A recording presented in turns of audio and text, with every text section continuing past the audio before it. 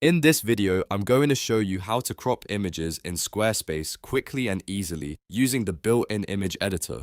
Whether you want to make your image fit better inside a section, clean up the composition, or create a more polished look for your website, this is a simple trick that can make a big difference. If this tutorial helps you out, make sure to hit the like button and subscribe for more Squarespace tips and website how-to guides. Let's jump right in.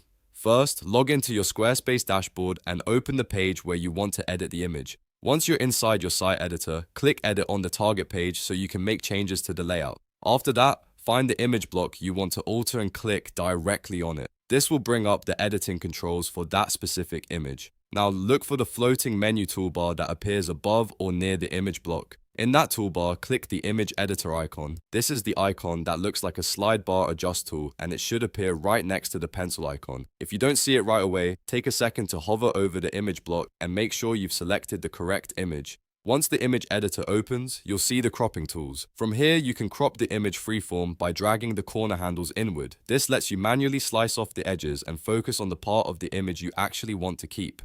It's a great option if you want more control over the framing and composition. If you want a different look, you can also adjust the corner radius. This is useful if you want your image to have rounded corners or a softer visual style that matches the rest of your Squarespace design. Depending on your layout, this can help the image blend in more naturally with your page. Take a moment to fine-tune the crop until it looks right. Try to keep the most important part of the image centered and avoid cutting off anything essential. If the image is meant to fit a specific section, you may want to test how it looks in the live layout before finalizing it. When you're happy with the result, click Save inside the image editor window to apply the cut. Squarespace will update the image automatically, and you should see the new cropped version on your page right away. And that's it. You now know how to crop images in Squarespace using the image editor.